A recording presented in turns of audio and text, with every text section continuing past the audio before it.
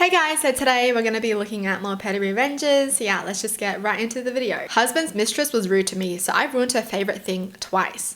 A few years ago, I found out my now ex-husband was having multiple affairs. I contacted the women in an attempt to figure out what was going on, timelines, etc. Most of the women were lovely and I held no contempt or anger for them. They were victims of lies and deception too, but one woman took a different approach. She was rude and abusive, accusing me of being controlling, frigid, fat. I'm the only one of those things and it's not frigid, etc. Unfortunately, she was in Ireland and we were in Australia, so no chance to confront her. I tried to just move on and deal with my real problems, but I couldn't shake the audacity. So I looked up her socials. She was hard out obsessed with Australian MasterChef. Obsessed. Being a fan myself, I knew that the show was aired and concluded in Australia before it was shown in Ireland. So I screenshot the winning dish and mentioned her in a tweet containing the details of the winner and the run-up and winning dish photo. Then I set an alarm in my phone and did the exact same thing 1 year later. After the second spoiler, she put her Twitter account on private. That's actually so petty. But seriously, what the hell is wrong with some people like that? So they know that the person that they're with is cheating on their wife and they still want to be with them. So you want to be with the cheater? That's crazy. And I love how this person was still so nice to the other women when she found out that no one knew. Do you know what I mean? I feel like some people, when they just find out that their partner's cheating with someone, they will blame the other person instead of their partner. And I feel like that's just so dumb. You know, your partner was the one who made a commitment to you, so you should really hold them accountable. Saw the boss who fired me yesterday and it's not going well for him.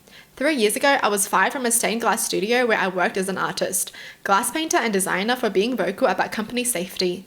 The owner made me the safety person because I had come from a studio that took safety seriously. I read manuals and gave so many suggestions about unsafe practices we had in the studio, handling lead, acid, and other dangerous materials. After a few years of my suggestions being mostly ignored, someone actually not me called the Safety Health Administration during COVID when my coworkers were not masking.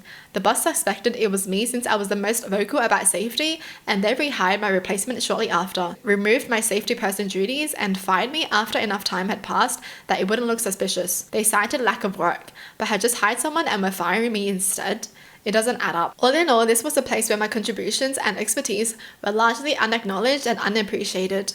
At the time, I had been pursuing my own work as an artist. When I was fired, I had no idea or if I would be able to make ends meet in Los Angeles, but I did. In fact, this firing was the best thing that could have happened for my career. Last night, I saw this boss and owner at an event. The studio is doing so poorly that he had to cut everyone's hours to 2 days a week.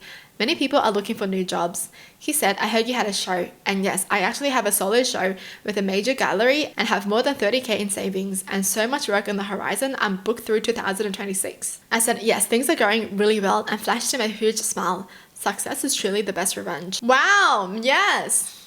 Just be successful and that is the best revenge, yeah. This person should have thanked the boss as well and been like, thank you for firing me. Because if you didn't fire me, I would have still stayed in your shithole. But look at me now. Thank you. It was all you. Stay petty. Neighbor kept parking in my spot, so I gave her a taste of her own medicine. Alright, so this might not be the pettiest thing out there, but it felt amazing at the time. My apartment complex has assigned parking spots, and each unit has one spot that's, yours. For weeks, my new neighbor started parking in my spot after work.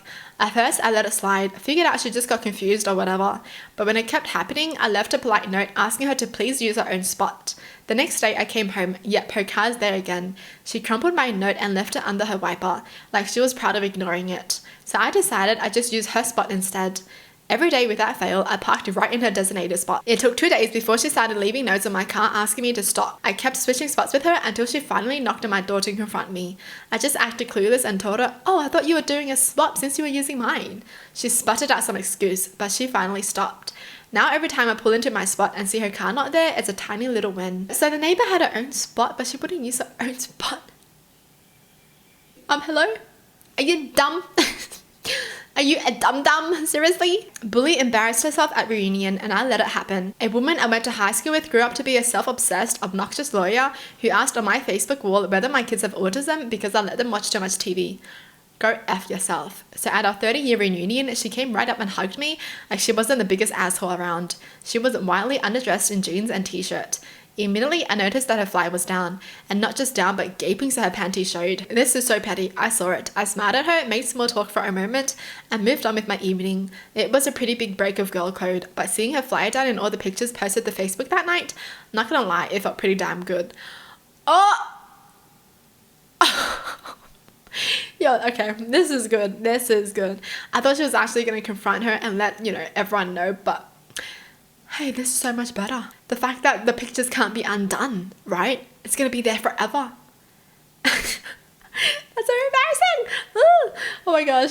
If this was me, yeah, I would never see anyone ever again. Stay in my house, quit everything. I'm just gonna stay here and rot. But yeah, sometimes the best revenge is not doing anything. Well, that's it for the video. Hope you guys enjoyed. Tell me in the comments down below what your thoughts are. And as always, thanks for watching. Hope you guys liked it, and I'll see you guys next time. Bye.